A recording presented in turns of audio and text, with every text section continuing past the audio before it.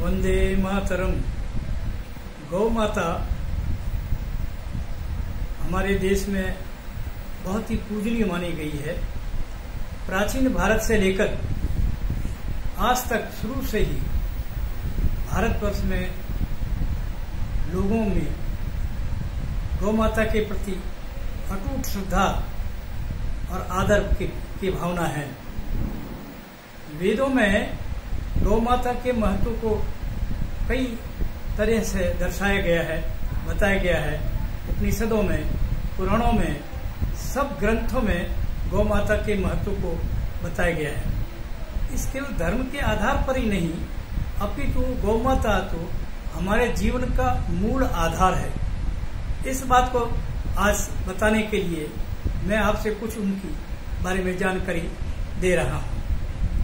गौ माता का जो दूध है वो सभी जैसे चौपाई है, भैंस है, बकरी है, ये सब दूध देने वाले जानवर है, पर इन सबसे बढ़िया दूध, क्वालिटी का दूध गौ माता का ही दुनिया भर के वैज्ञानिकों ने माना है।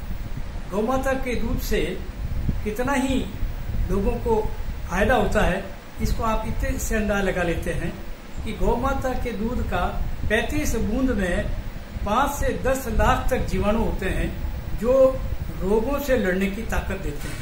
यानी कि अपन जिसको कहते हैं रोग प्रतिरोधात्मक शक्ति दूध के 35 बूंद में है।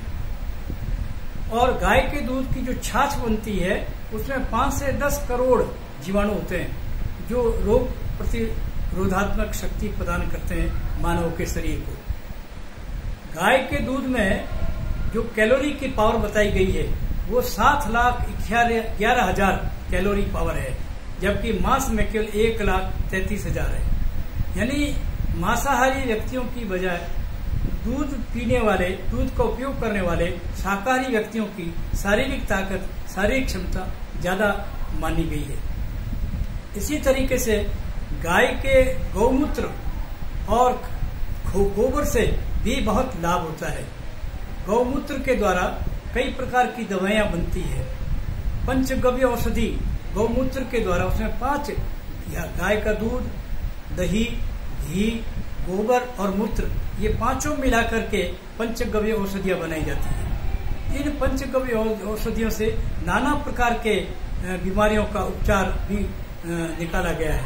अब तक जो सर्वे हुई है, रिसर्च हुई है, उसके मुताबिक करीबन 118 बीमारियों का इलाज गौमूत्र द्वारा बनाए गए पंचगव्य से होता है। तो इस तरीके से गाय का महत्व हमारे जीवन में, खेतीबाड़ी में ले लो, बैलों के द्वारा जो हल चलाए जाते थे वो उससे कितनी अच्छी पैदावार होती थी, इसका हम अंदाज नहीं लगा सकते। आजकल रासायनिक खाद की वजह से इतनी खराब पैदावार आने लग गई है जो कई प्रकार की बीमारियां पैदा कर रही है। जबकि गोबर की जो जैविक खाद बनती है वो इतनी महत्वपूर्ण है जो जिससे जो पैदा अन्न होता है वो बहुत ही ज्यादा पौष्टिक और किसी भी प्रकार की बीमारियों से को लाने वाला नहीं होता है। इसी प्रकार से जैविक खाद के बनाने के कई कारखाने जगह जगह पर खोले जा रहे हैं और बाहर कई देशों में, पोलैंड, क्यूबा में तो जैविक खाद के द्वारा ही खेतीबाड़ी का संचालन शुरू कर दिया गया था। और भी डेनमार्क में भी स्थिति है। वहाँ की गाय का जो दूध है वो बहुत ज्यादा महत्वपूर्ण है। लेकिन बड़े दुख की बात है कि भारतवर्ष में धीरे धीरे गाय का महत्व कम हो गया। आज स्थिति यह आ गई है कि इजराइल में औसतन एक गाय से प्रतिवर्ष 9,000 लीटर गौ को दूध मिलता है। अमेरिका में 6,000 लीटर गौ दूध मिलता है, जबकि भारत में औसतन इतनी कमजोर गायें हो गई हैं कि हम 1500-1600 लीटर प्रति वर्ष से ज्यादा दूध नहीं प्राप्त कर पाते। यानी 2 लीटर 3 लीटर देने वाली गाय स्थिति में आ गई है। इन सब का कारण हम लोगों की लापरवाही और हम लोगों की गाय के पालन के प्रति उपेक्षा होने के कारण हुई है। इन सब का मूल जो कारण जहाँ तक हम समझते हैं कि 10वीं-12वीं शताब्दी तक तो भारत में गौवंश के लिए एक स्वर्ग था, बहुत अच्छे ढंग से उनका पालन पोषण होता था। पर धीरे धीरे जब अंग्रेजों का राज आने लगा, ईस्ट इंडिया कंपनी हमारे भारत में आई, तब से गौ पालन के प्रति बड़ी बेरुखी का वातावरण बनने लगा और धीरे धीरे गौ मांस का भी जो है वो इस्तेमाल होने लगा। भारतवर्ष में सबसे पहला कत्ल खाना अंग्रेजों के टाइम 1760 ईस्वी में हुआ था। उस वक्त ईस्ट इंडिया कंपनी के पैर काफी जम गए थे और उस कत्ल खाने के बाद में जब देश को छोड़कर गए अंग्रेज, तब तक भारत में 300 कत्ल खाने कायम हो चुके थे। यानी अंग्रेजों के अंग्रेज गौ मांस के प्रति ज्यादा रुचि रखते थे और इसी वजह से ज्यादातर गौ मांस है वो इन कंट्रीज में ही सप्लाई होता है। आज भारत से हजारों टन गौ मांस निर्यात हो रहा है, ये आपको जानकर आश्चर्य होगा। इसमें भारत सरकार की भी अनुमति है और गौ मांस से फॉरेन एक्सचेंज प्राप्त करने का एक कारण बताया जाता है। गौ रक्त से दवाइयां बनती है, ये भी आप आश्चर्य करेंगे। यानी प्रतिदिन कम से कम ऐसी जानकारी मिली है 60 से 70 हजार गायों का कत्ल यहाँ के कत्ल खानों में हो रहा है।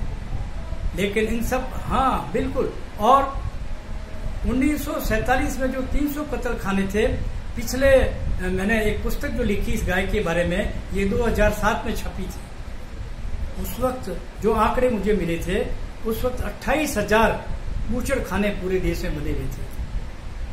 भारत सरकार को कई बार लिखा पढ़ी की गई है, भारत सरकार को कई बार लिखा पढ़ी की है और इसके लिए विश्व मंगल गौग्राम यात्रा भी लगाई गई थी। उस यात्रा का जो राष्ट्रीय कमेटी बनी थी, मुझे भी उसका सदस्य बनाया गया था। हमने उस वक्त 2009 में दिल्ली के रामलीला मैदान में इकट्ठे हुए थे और पूरे भारत से करीबन 40 लाख लोगों के हस्ताक्षर करवा करके हमने तत्कालीन राष्ट्रपति प्रतिभा पाटिल को सौंपे थे कि भारत में पूर्ण गौ हत्या बंदी बंद होनी चाहिए। महात्मा गांधी भी गौ हत्या बंदी के समर्थन में थे।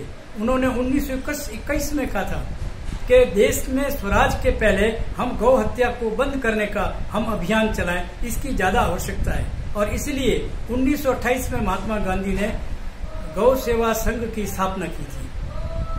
कहाँ? ये साबरमती आश्रम में। और 1941 में उन्होंने वर्धा में गौ सेवा संघ की स्थापना की, जिसकी ब्रांच 1962 में राजस्थान गौ सेवा संघ की गई थी। मैं भी उस गौ सेवा संघ से जुड़ा हुआ हूँ और हम बार बार इस बात की कोशिश भी करते रहते हैं कि किसानों में गौपालन के प्रति बढ़ावा हो, जैविक खाद बढ़ाने के प्रति बढ़ावा हो।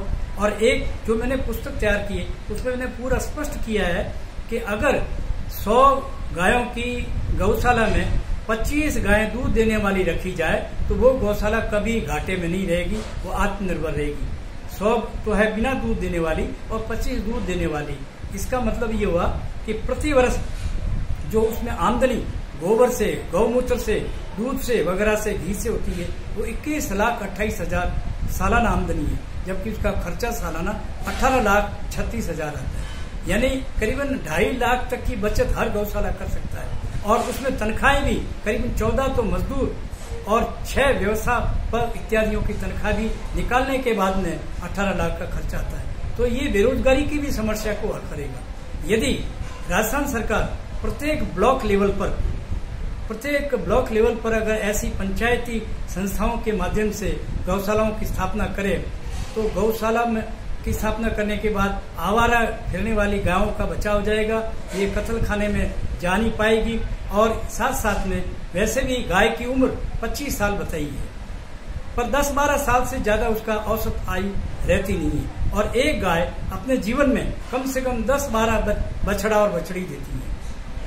इस तरीके से हर गाय जो गाभिन होती है, वो 3 साल का बछड़ी जैसे तैयार होगी तो वो गाय का रूप ले लेती है और वो अपने जीवन में 10 से 12 बछड़े पैदा करती है, तो कितनी और गायों की संख्या बढ़ती है। अब संख्या के बारे में बहुत जरूरी चीज है, जब देश आजाद हुआ था उस वक्त देश में 70 करोड़ गायें थी। कितनी? 70 करोड़। और आज स्थिति ये हो गई है कि मुश्किल से आपको 7 करोड़ आंकड़ा गाय मिलता है। गाय का आंकड़ा 7 से 8 करोड़, जबकि 7-8 करोड़ तो दुधारू गाय थी 1948 में। तो कुल मिलाकर के ये सारी बातें यूं देखा जाए तो ये पुस्तक मैंने जो लिखी थी 2007 में, इसकी मैंने 2000 प्रतियां छपाई थी और पूरे भारत में ये सर्कुलेट हुई थी। और जोधपुर के कई पंचायत समिति मुख्यालय पर भी इन किताबों को वहाँ के वीडियो ने खरीदा और उन्होंने सब सरपंचों को बांटा। ये सारा प्रयत्न हम सिर्फ गौवंश को बचाने के लिए कर रहे हैं। अगर चाहे वर्तमान सरकार तो हम इसकी और प्रतियां छपा सकते हैं और नो प्रॉफिट नो लॉस पर हम किसानों को उपलब्ध कराएं। तो इसमें 18 अध्याय हैं, जिसमें गायों की जो बीमारियां होती है उनके उपचार करने के तरीके, जैविक खाद बनाने के तरीके, गौशाला स्थापना करने के तरीके और वैज्ञानिकों ने जो खोज की है वो तरीके। और एक बात और महत्वपूर्ण है, किसी भी धर्म में गाय के प्रति विरोधात्मक बात नहीं है। लोग गलत बात कहते हैं। मुसलमान भी गायों के भक्त हैं। यहाँ जोधपुर में मुसलमानों द्वारा एक अच्छी गौशाला का संचालन हो रहा है। तो कुल मिलाकर के ये जो भेदभाव वाली बात है गाय के प्रति किसी के मन में नहीं है।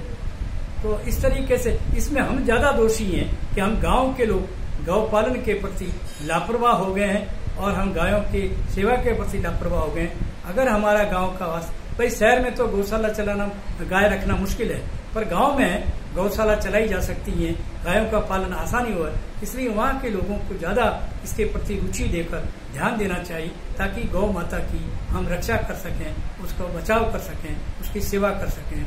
वंदे मातरम।